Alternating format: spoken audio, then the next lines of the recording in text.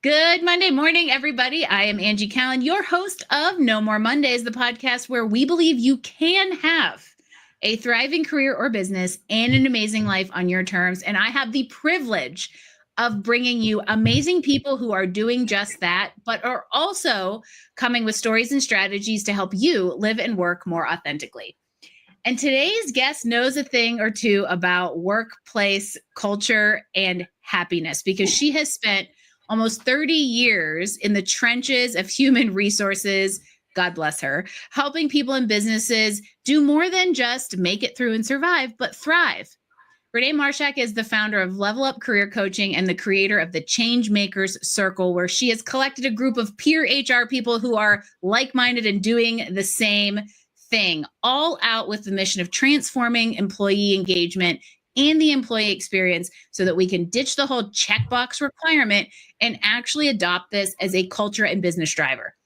In case you haven't noticed, Renee and I share a lot of the same MO, help people be happy at work and in life. And so that's what we're going to chat about today, deep diving into Renee's 11 engagement drivers that she's identified through all of her experience and experimentation in the HR space. If you've ever asked yourself, why don't I love my job the way that I used to? Or why is this place sucking the life out of me when on paper it was great? We're about to give you some answers. So without further ado, Renee, welcome to No More Mondays. Thank you. That was a lovely intro. I really appreciate that. I think you captured everything that I probably could have said about myself, but better. And Yay! I'm so happy to be here. After talking with you, our initial call, I felt like we had the same energy, and just like you said, just that passion for making work better. So yes, I could talk about culture and workplace happiness all day long. I would love to take credit for these engagement drivers, but I can't. I had this phenomenal manager at my last job. Her name is Kaylee Garm. There, I said it out loud. She'll probably kill me. But she was tasked. She was my manager, and she was tasked with leveling up the engagement of the company. We were starting to go through some transitions. We knew there would be some rocky moments, and it was really important to get to the heart of not just like the 5 pillars of what people think culture is. Oh, it's professional growth and a good relationship with your manager. And it is those things, but it's so much more. And when she brought me into the fold of this initiative, I fell in love. I could have done it. That could be all I do for the rest of my life, and I'd be so happy. So taking the foundation that she created, I broke it down a little bit more. And I call it the 11 engagement drivers for employee happiness. I wish I could have kept it at 10. It's like a nice round number, but to me, there's 11. Actually, people love the odd numbers, but I have to tell you what's funny about this, and I might have mentioned this to you. Last summer, I did a keynote on leading during the age of AI. And one of the things that I found in my research was an article from, I can't remember the source, about the 10 let's say metrics or benchmarks that the company that had conducted this research found to indicate work-life satisfaction, fulfillment, employee engagement, whatever you want to call it. So when, Renee and I first chatted and she said, I have these 11 engagement drivers, I was like, wait, we got to talk about this because we probably have a similar 10. But I think that what's really important is like the 7 through 11 at the bottom of the list that people don't really give enough credit to, that kind of level of satisfaction. And that's probably where the magic is. 100%. And the reason there are 11 is because what's important to me, what matters to me, and what drives me at work can be very different from what drives you. So what I do is I encourage my clients, whether it's people I'm career coaching or the people I'm consulting in organizations, is to encourage their people to identify the top 3 engagement drivers.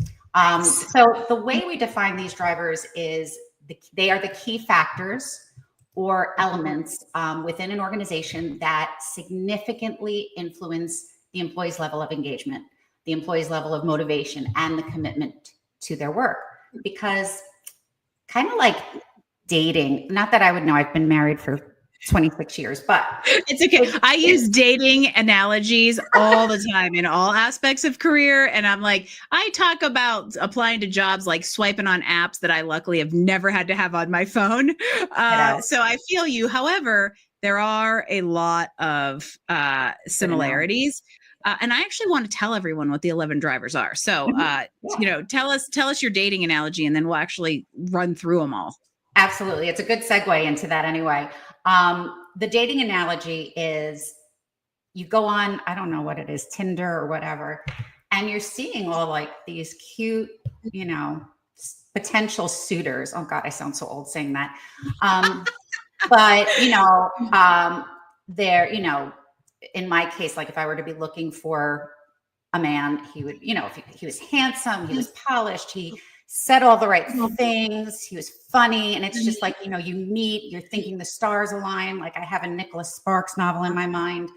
I see the kids in the future and I see we're just going to live happily ever after.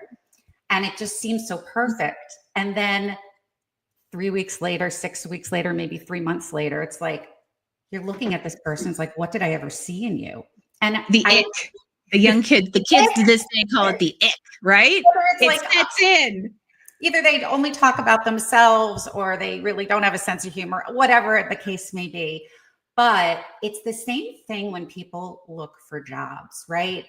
They see this job description, they're looking at the role, they're like, oh, this is super cool. I've done this, or this is something I want to do. And everything looks good on paper. But what they're not doing is acknowledging or trying to determine if the values that this company stands by align with their own. And does the company support the type of work environment where this person will thrive? And that is the big disconnect. So it's how do you identify what those are? And think about just the simple things that you need in life, the hierarchy of needs. You have your foundation and you need the shelter and you need the psychological support, and it goes up. This is kind of similar. But the reason why these engagement drivers matter, and we go into them, is that they play such a crucial role in shaping the overall employee experience. And they impact factors like productivity, retention, overall organizational success. And these have such an impact on the bottom line. And one of the hardest things to get leadership on board with is what that looks like, how you make that dotted line to business goals. But that's where people analytics comes in. So I can go over the engagement drivers if you like. I want to hear it. And also I'm going to get on our soapbox that we share together. And that is that I'm so glad that if you are a leader, please listen. Because we are not just screaming into a useless void because we want people to be happy at work. It actually has an ROI for you. And while you may, people analytics can show you the metrics, but there's also tons of qualitative stuff around that. We're going to get into it in a minute, but I love the idea of like that values alignment and being not only a place people want to work, but it fuels them in the right way. Because, in addition to that list of 10 I found, years ago, I wrote an article about what does career growth mean to you? Because in corporate America, we have defined one pathway: climb a ladder, get more titles, take more responsibilities, and you'll make more money. But there's a myriad of different ways to grow. And that's really what we're leaning into here with this idea of there's 11 drivers, and not because every individual has or prioritizes all 11, but because we need different drivers to appeal to the idiosyncrasies and the individualization of, various employees and teams. So now we get to hear what they are. Yeah. Give them to me. So this is a very common one. I refer to it as recognition and rewards. If you were looking at an engagement survey, an employee engagement survey, and you had to say how much you agree with this statement on a scale of 1 to 5, and the definition as it pertains to this particular engagement driver is employees feel valued and motivated because their contributions are recognized and appreciated, not just by leaders, but by their colleagues.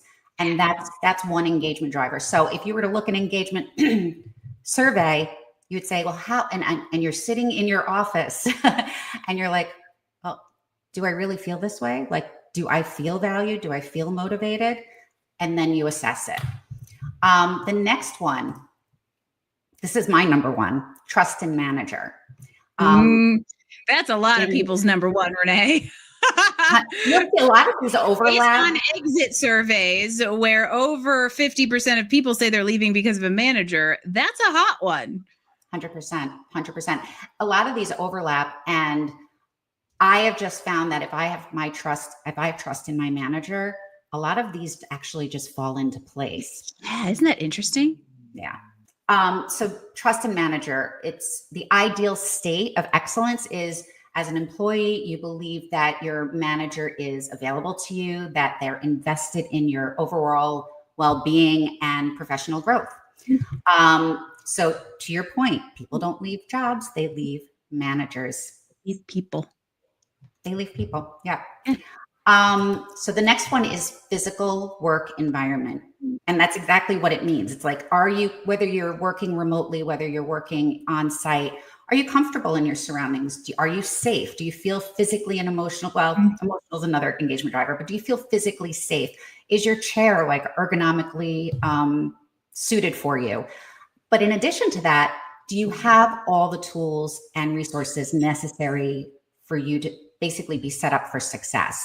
Because one of the biggest pains, and I did a lot of onboarding in my time, is when you have a new hire come on board and their computer won't turn on, or they're trying to get access to something and they can't find it and they've got to go through all these different channels. It's like, yep.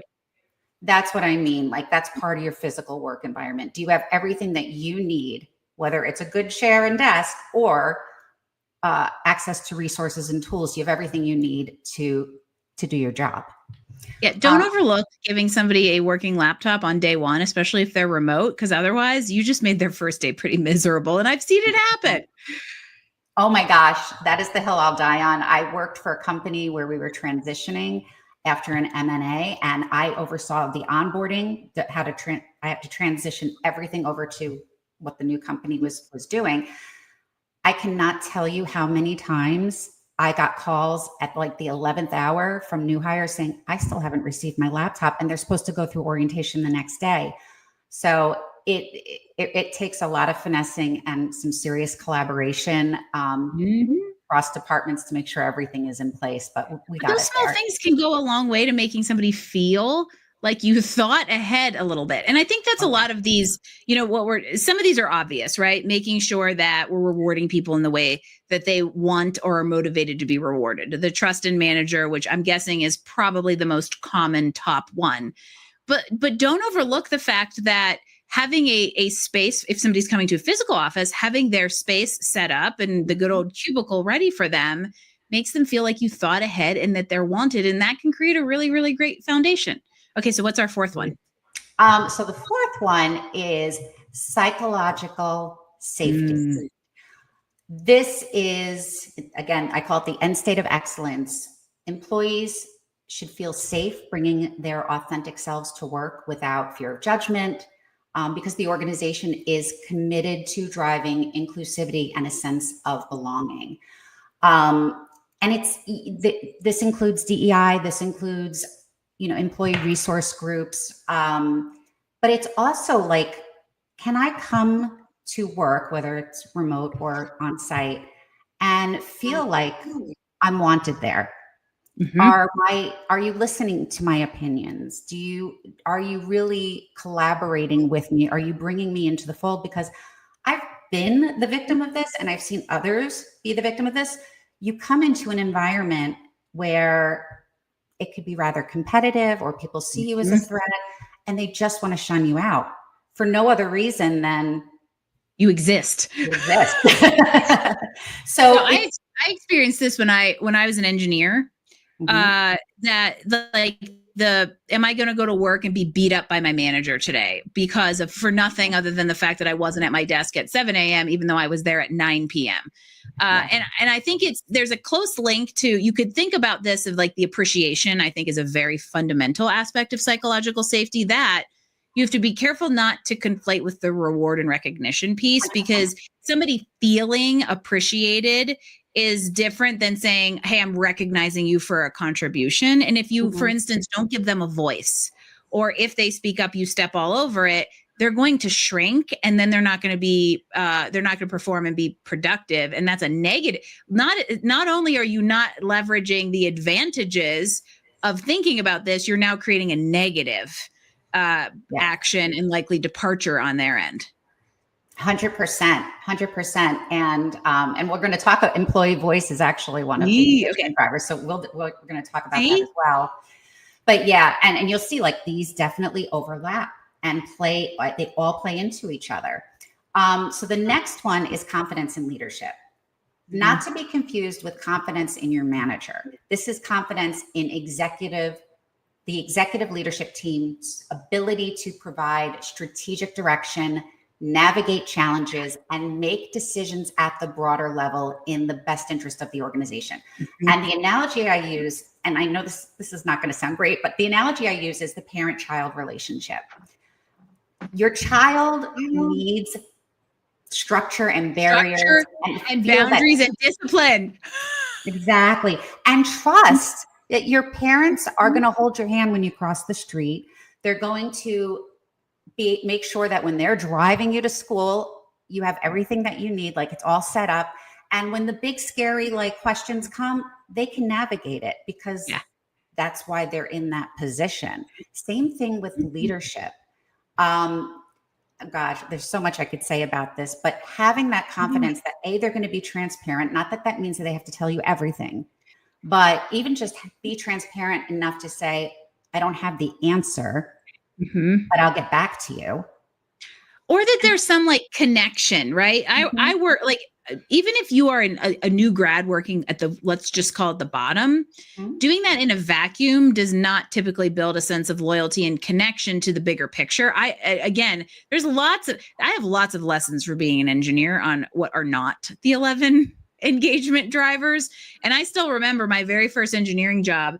It was like, hey, go design these 7 parking lots. And they were part of this it was part of the Charlotte light rail system, you guys. I designed the parking lots at the Charlotte light rail system. I didn't even know that's what it was because I had no connection to the bigger project vision, like let alone the company at the company level. And so feeling like there's visibility, I think is kind of part of this invoking confidence in a bigger direction, because we've all heard that person who comes to us and says, I don't think I like the direction the company's going.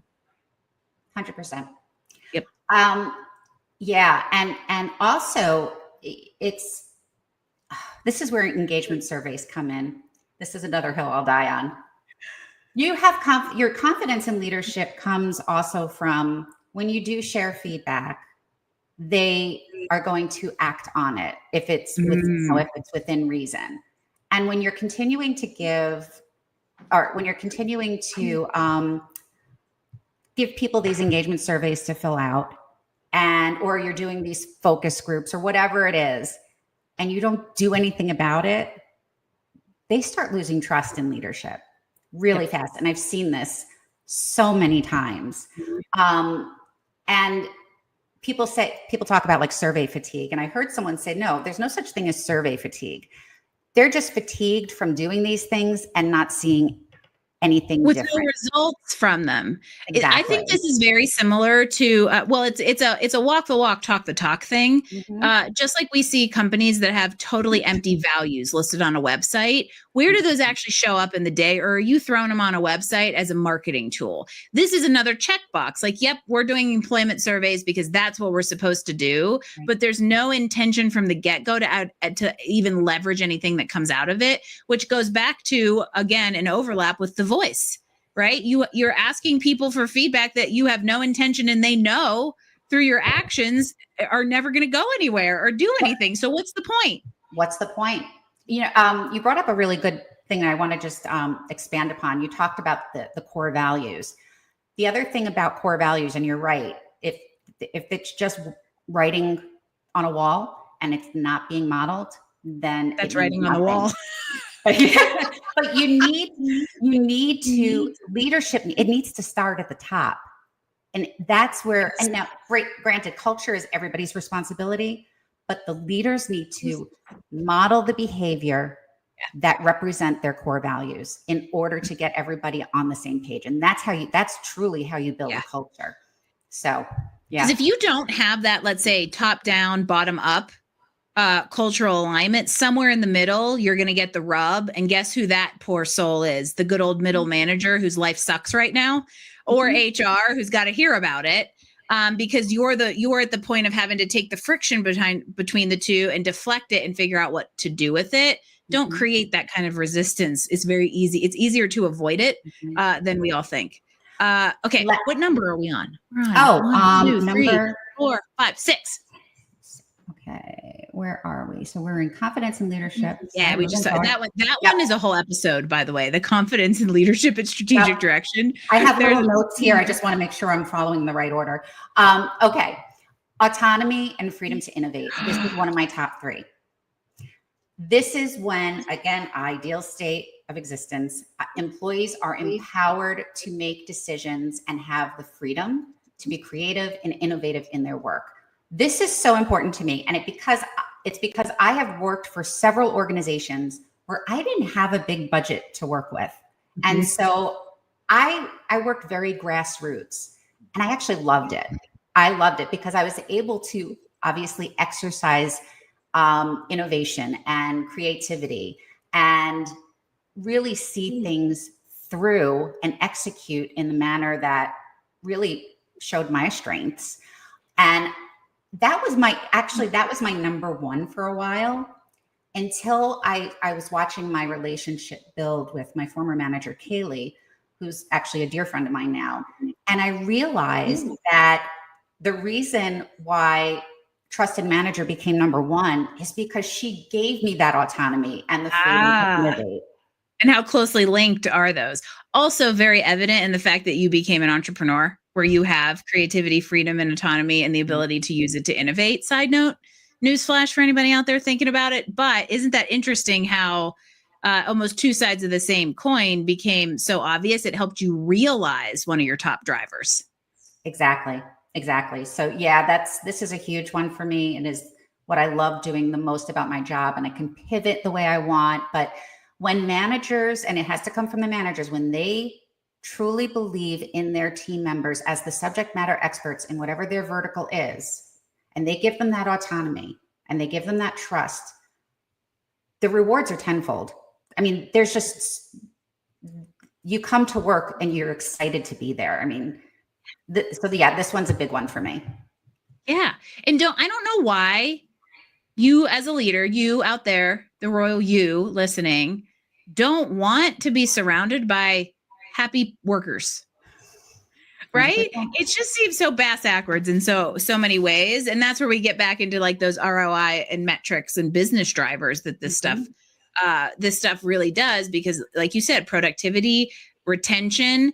I feel like the number one thing people don't realize is how expensive it is just for turnover alone, 100%. Let alone the other things that you gain. And you never know if that autonomous person will create and innovate the company's next big thing. Give Absolutely. Them space and freedom to do it. Okay, what's next? Or fail forward. I love that too. Like, yes, give them the autonomy to make mistakes and not punish them for it. Normalize failure as a certainty of innovation. Mm-hmm. Mm-hmm. Before we move on to the next one, I do want to add one more thing about this. When I knew I had the autonomy and freedom to innovate is when Kaylee said to me, and it was early on in our relationship, she asked me what my goals were. And I told her, and I said, well, what are your goals? She said, my goal is to make sure I am giving you work where you can shine. I was like, love you, Kaylee. I love you, Kaylee. Poster child of what management should look like, right there. when she's listening, she's gonna be like, "I'm gonna kill her." We're gonna tag the crap out of you so that you're embarrassed and humbled by the impact and legacy that you are leaving. Love it so much. All right, next one is employee voice. So this is where employees are not just encouraged to voice their opinions, because every company says, oh yeah, we want to hear your feedback. We want to hear your concerns, but they are also, again, feeling seen and heard and understood, because whoever it is that's listening, and hopefully it starts with their manager, is taking this into consideration, whether it's a direction where of how work is going. Kaylee would sit down with me once a month and say, we're having an engagement meeting and I want to know what I can do to better support you. So there you go. There's your magic question in your pocket. Anyone who leads a team right there. It's as simple as that. Really the big message here, in my opinion, is don't say you give employees a voice if you do not have ears to hear it. Yep. 100%. Again, because then it falls flat. It totally falls flat. And that's where employees lose trust. Yep. So the next one is camaraderie with coworkers. This is when employees show genuine interest in the lives of their coworkers and enjoy spending time together. Two of my closest friends today are from my last job, Kaylee and Juliana. Juliana's coming to see me I live in North Carolina now, but Juliana's visiting me next week. And love it. People are like, oh, you don't have to be friends with your coworkers. I'm like, really? Because we spend more time with our coworkers and your family. And you don't have to fall into that whole, you don't have to fall into that, like the culture is we're a family, because that's a slippery slope. Yeah. But if you're not friendly with your coworkers, you are likely not working in a place where you're equally yoked with them and sharing values, because when that happens, you're going to naturally build rapport and relationships because you're all on the same page. And so if that's missing, it's a sign of misalignment, in my opinion. Absolutely. And, these are the people that when I am taking a vacation, they care enough about my well-being that they're going to pick up some of the load. They cover your back. Yeah. My back. Yep. They're my ride or die. Yep. I got a couple of those I met through coaching. They're pretty awesome. Hi, Market Steph. Also coming to visit / house sit. Gotta love that. Love it. Okay. What's after camaraderie with coworkers? Meaningful work. So this is an interesting one. It's kind of twofold. Yes. It sounds like it can be, if you're doing something that you are feeling really fulfilled about, it resonates with your heart. Maybe it's nonprofit work. Yes, that's absolutely valid. But what this specifically means is that employees understand the purpose of their work and see how their contributions align with the organization's missions and goals and impact overall success. Nothing more frustrating than doing work and having no idea how it's impacting the bottom line. And leaders, if you're listening, one of the greatest things that you could do for your team members is to be able to show them that dotted line. Hey, the work that you're doing, let me show you like the trajectory of the impact it is making. And to bring this full circle, by the way, the intertwinedness of all of these, you cannot support meaningful work where employees understand the purpose of how their work contributes to the bigger picture if you have not communicated it and built confidence in that leadership and the strategic direction. 100%.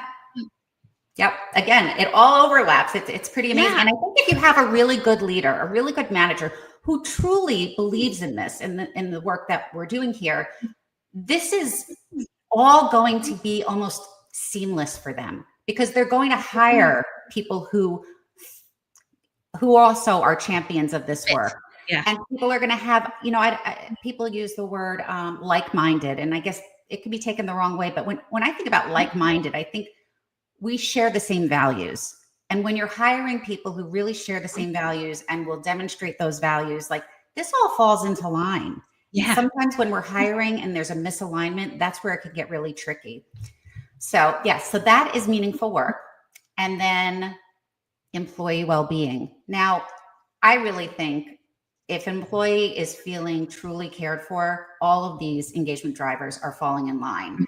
But specifically, this is when an employee feels genuinely cared for and motivated to perform at their best, because the organization really prioritizes their well-being. They offer meaningful support, whether it's their physical or emotional health, having those EAPs. But more than that, I even put employee resource groups under employee well-being. Let's Agreed. Give people community. Let's give people community where they feel that level of support. Something, again, it's something as simple as I'm going on vacation. Well, there's a rule in this company. We do not bother you when you are on vacation. Yes. Letting people actually have PTO and take it as legit time off, to me, is the, let's say, poster child of this this bullet point.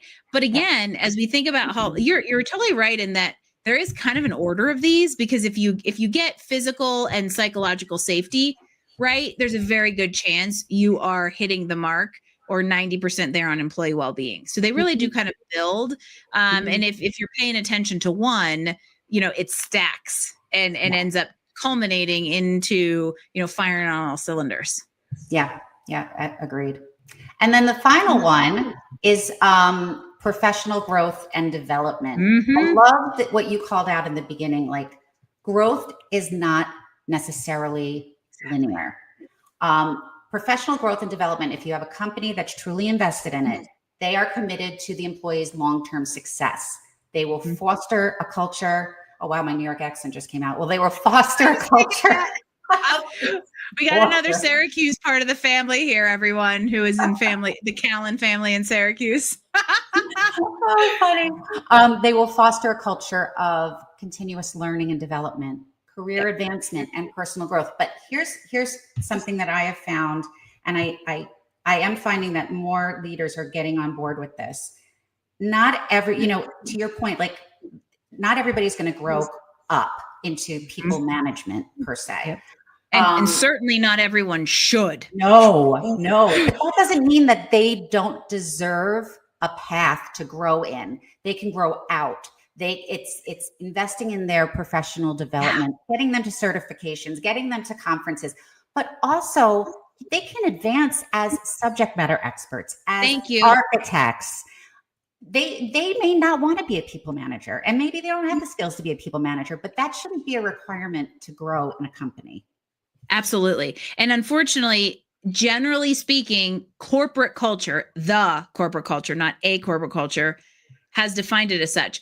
I have very, very happily seen some companies who are starting to create, let's say, that technical or that subject matter growth ladder, because that's where, for some reason, so much of my engineering career comes into like, here, because that's where I first realized how forced career growth can be in that one singular trajectory on somebody like an engineer who doesn't have or want to really gain, let alone use the skills it takes to lead people, but they might love managing more complex projects or doing research or getting more into academia. And that's, to bring this like all full circle, that was that article I wrote, is that there's like 7 different ways to grow in your career outside of titles and money. And some of them are even in these engagement drivers, like meaningful work is a way people may want to grow in their career to get to the point where they're working in an environment, nonprofit or for-profit, where they care about the end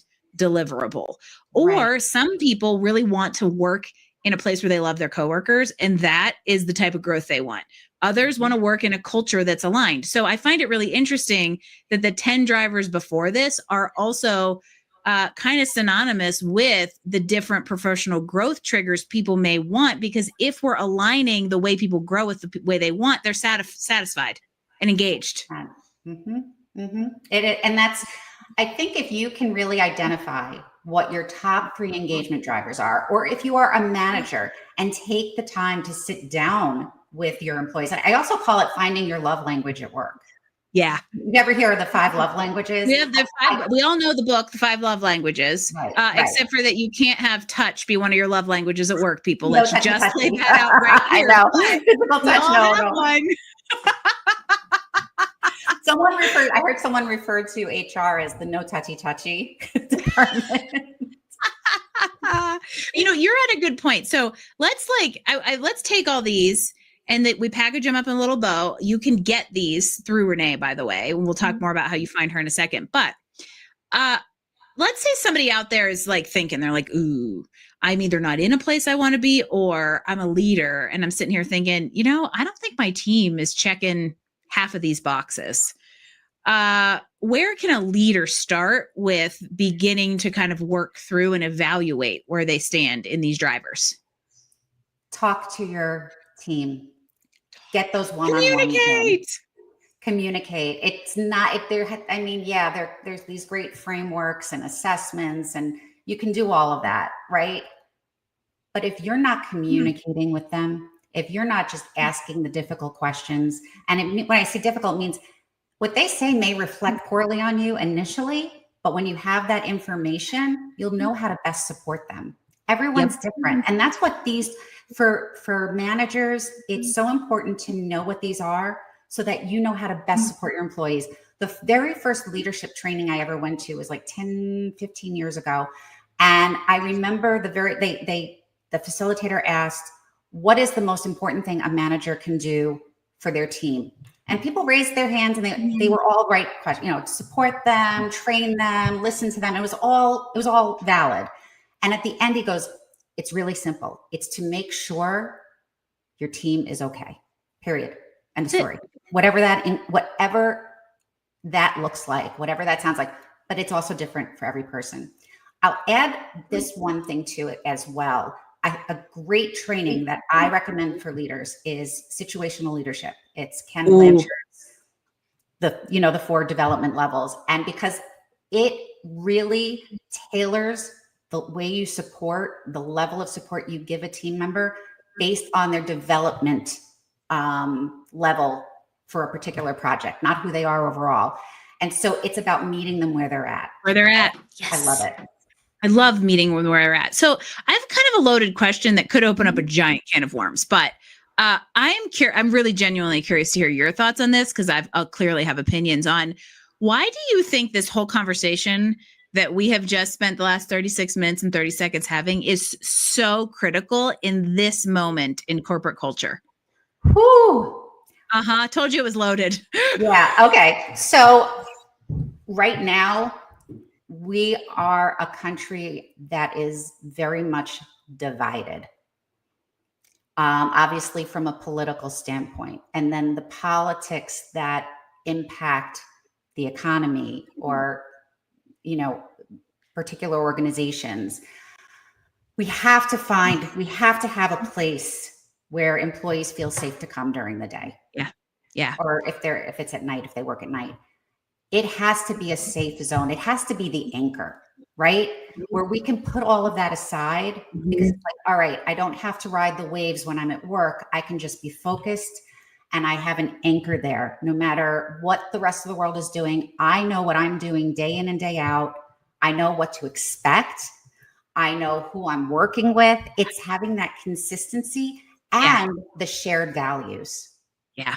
I think that that's really important. And I'll add one extra piece is that within the divide that we're seeing, we also are at a point of a shift in, I don't want to say corporate culture because that's a misnomer to everything else we've talked about, but the workforce is shifting due to the generations coming and going and the amount of young people coming into it and how they want to work versus how we have traditionally worked. And there's a big divide there as well. And so I think that there's this real need to bridge the gap on all facets so that work does become that safe place of consistency, which will lend its way to satisfaction, which is what younger people are demanding.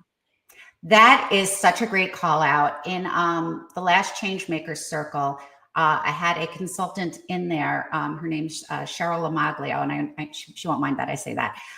We have so many people to tag. I know. She is really a subject matter expert on the generational differences within a workforce and how whatever it is we're talking about with regards to culture and these engagement drivers, she was so astutely able to connect them with the generations. Well, that would really resonate with Gen X, or which I'm Gen X, but my God, we still have baby boomers in the workforce that are just like my uncle is in his 70s and he just retired. He just want to work. The longer people are living longer. So, and that's going to be a trend that we're going to generally have more workforces and more generations in the workforce and a wider age gap because pensions are gone. When we're living longer, people are going to have to and choose to work into. So I feel like having 5 generations in the workforce, we might, that might be normal. Mm-hmm. Mm-hmm. Listen, when I graduated college in the early 90s, I was raised by baby boomers who my father worked for the same company for 35 years. You don't see that anymore. But they were like, you get a job, you start at the bottom, you keep your head down, you do your work, you get paid nothing, and you thank them at the end of the day. That was the mentality. I grew up with a very, very similar, like that traditional, you go to college to do one of 5 jobs that existed that you go to college for. And then you're going to do that job. And if you change employers once, whoa. Because I had come from a teacher's house, super structured, traditional, who then also like grandparents who worked for the same. And I graduated from high school in the late 90s. And so choosing my academic path was still heavily influenced by that culture at the time. And then the recession, technology, and the millennials flooding the workforce really started changing things. And there's no right or wrong because we can learn from all the generations. But it's about how do we come together, and again, how is leadership and how are managers identifying what it is each person needs, and it really is a very unique experience. Yes, coming together and creating an environment of understanding and empathy is a word I'd love to see more of in society. I think is it the core of all of this, because that transcends age, industry, generations, and all of the divides. Sure. And that part is, we could go crazy with that one. So now that we got to this point, I want you to tell everybody how they find you, because this is great stuff for leaders and employees who want to be leaders, really any of us who want that common ground of understanding and really good empathetic collaborative cultures. This is like really good stuff. So how does everybody out there find you and tap into this stuff? Oh, thank you. This has been a phenomenal experience. I've really enjoyed this. I am on LinkedIn. It's simply Renee Marchak, Marchak. You can also find me. My website is www.levelupcareercoach.com. And my email is renee@levelupcareercoach.com. So if you're watching here on LinkedIn, go click on over and follow her. If you're listening out in podcast land, come on over to LinkedIn and find us. I have one more thing I'd like to put out there, if you don't mind. Yes. I am actually running a free webinar on July 23rd called Finding Your Love Language at Work. And it really does a deep dive into what we just talked about. So it's going to be fun. It's going to be engaging, and you'll walk away with some pretty cool tools. And I will be there. There you go. You get both of us again.